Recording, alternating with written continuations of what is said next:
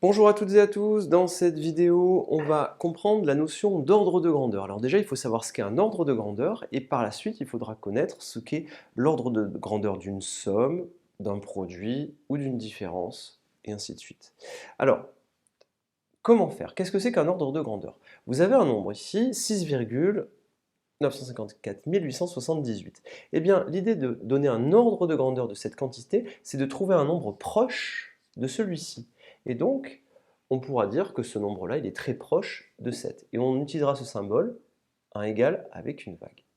Ici, attention, pour celui-ci et celui-ci, un ordre de grandeur de ce nombre et de ce nombre, c'est trouver un nombre proche de celui-ci. Donc, on écrira que ce nombre est proche de quoi? De 0, mais attention, après 987, au-delà, on peut dire qu'on a 0,01.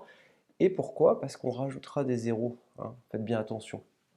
Ici, faites bien attention, on a écrit que 0,00987, eh bien c'est très proche de 0,01. Faites bien attention. Pareil ici, 0,0954, c'est très proche de 0,1. 0,1, c'est en fait 0,1000 comme ceci, si vous avez des difficultés. Alors, comment faire? Petit piège. Faites bien attention à ça. Vous voyez ici, vous avez écrit 0,0954.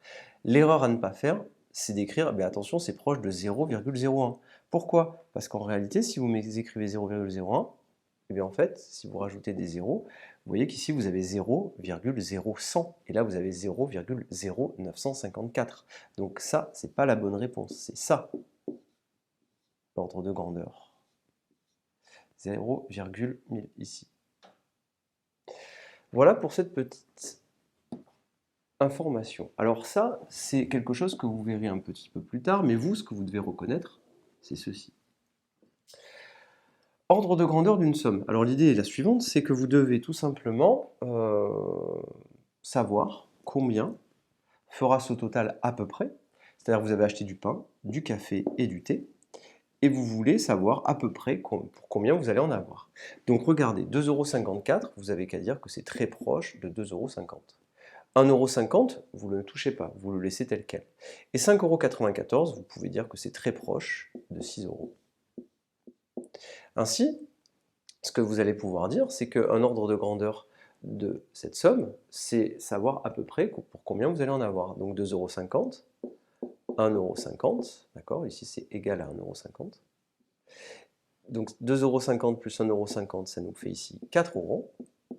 Et ici, on va rajouter les 6 € de plus. 4 € plus 6 €, ça nous fera un total de 10 €. Donc un ordre de grandeur de cette somme, vous savez que vous en aurez à peu près pour 10 €. Et après, on le fait de tête. 2,50 €, 1,50 €, ça fait 4. 4, et au lieu d'écrire 5,94, on écrit 6. 4 plus 6, 10. C'est ce que j'ai fait là. 2,50 et 1,50, ça fait 4. Plus 6, 10. Voilà l'idée de l'ordre de grandeur d'une somme. D'accord? C'est très simple. Dans la vidéo qui suit, on va appliquer ça à l'ordre de grandeur d'un produit. Je vous remercie et à tout de suite.